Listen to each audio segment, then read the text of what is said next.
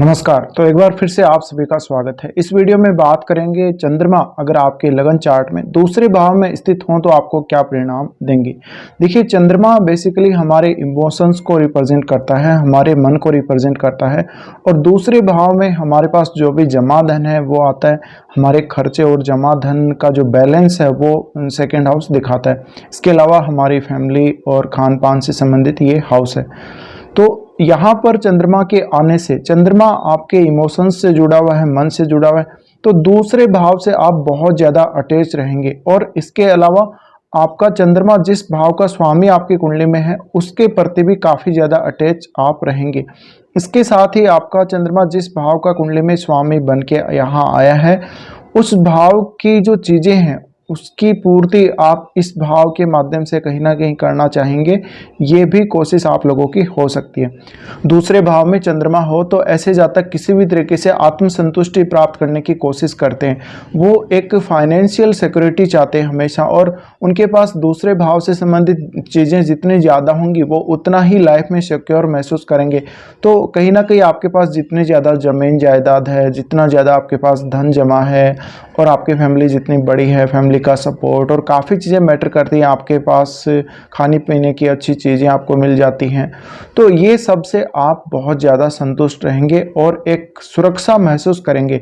आपके लिए चंद्रमा दूसरे भाव में होने की वजह से संपत्ति और धन बहुत ज़्यादा महत्व रखेगा।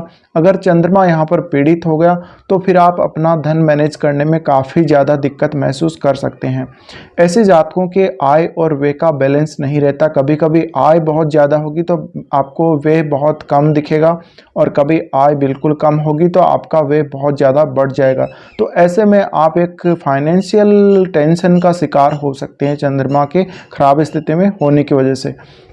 अब अगर चंद्रमा यहाँ पर खराब स्थिति में हुआ तो जातक दूसरे भाव के कार्यों को लेकर काफ़ी ज़्यादा लापरवाह भी होगा और हो सकता है आप समय पर भोजन ना करें, आप अपनी फैमिली के साथ अच्छे संबंध ना रखें। आपका जो जितना अटैचमेंट सेकंड हाउस से है वो कहीं ना कहीं ज़्यादा ही होगा अगर आपका चंद्रमा यहाँ पर एफ्लिक्टेड हो गया तो। लेकिन आपको आत्मसंतुष्टि जो मिलनी चाहिए वो नहीं मिलेगी। इसी तरह से चंद्रमा के दूसरे भाव में होने से ये भाव के चीज़ों में, कार्यों में उतार चढ़ाव बहुत ज़्यादा देखा जा सकता है। दूसरे भाव का चंद्रमा आपको काफ़ी सारे आध्यात्मिक धार्मिक यात्राएं करवाएगा और फैमिली के साथ आप काफ़ी ज़्यादा टूर भी करेंगे। इसी तरह से दूसरे भाव में चंद्रमा है तो जातक कहीं ना कहीं ऐसा कार्य करेगा या जो भी वो कार्य करेगा उसमें वो जनता की नज़रों में बने रहना चाहेगा। यानी वो चाहेगा कि जनता उसको देख रही हो, लोग उसका ध्यान अवश्य रखें। इसका मतलब ये नहीं है कि जातक बिल्कुल सामने सीधा सीधा जनता के पास जाएगा या लोगों से वो सीधा मिलेगा, ऐसा इसका मतलब नहीं है। जातक हमेशा अपने आप को लोगों की नज़रों में बनाए रखने की कोशिश करेगा।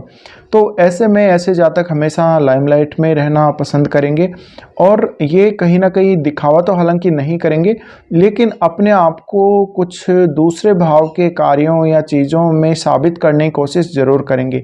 और ये सोचते हैं कि जो दूसरे लोग हैं, जो सामने वाले लोग हैं, वो आपके धन प्रॉपर्टी के बारे में क्या सोचते हैं, आपकी फैमिली के बारे में क्या सोचते हैं, ये इनको चिंता बहुत ज़्यादा रहती है।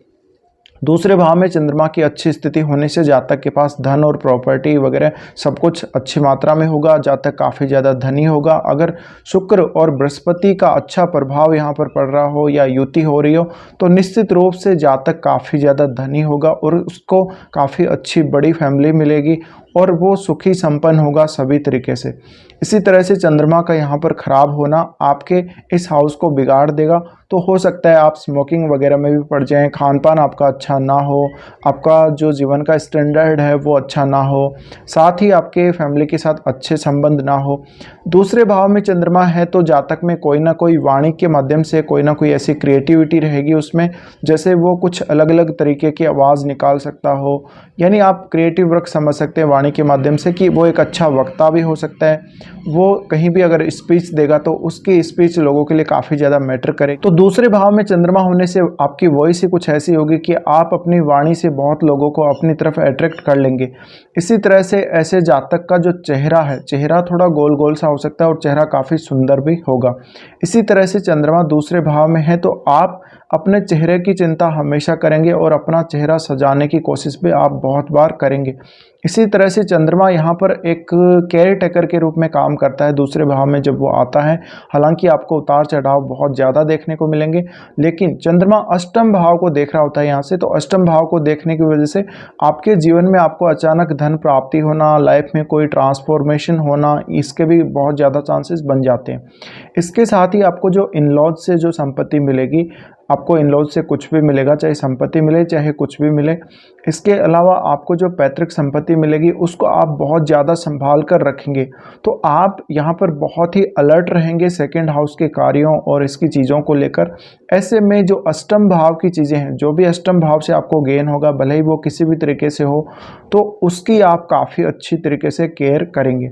यहाँ पर अब दोनों ही चीज़ें यहाँ पर अगर हम म्यूचुअल रूप में देखें, तो जो दूसरा घर है और जो आपका 8वां घर है, वहाँ पर आप अपनी जो इन लॉज हैं उनके साथ जुड़ जाते हैं, आप अपनी पैतृक संपत्ति के साथ जुड़ जाते हैं।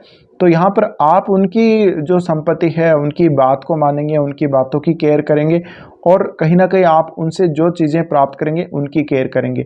इसके साथ ही वो लोग आपकी वाणी की केयर करेंगे, वो लोग भी आपकी संपत्ति और आपके पास जो कुछ भी जमा है, धन है, उसकी केयर बहुत ज़्यादा वो लोग करेंगे।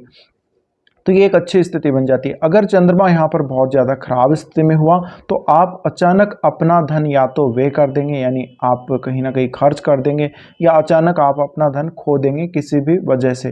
तो ये संभावना बन सकती है सेकंड हाउस में चंद्रमा होने से।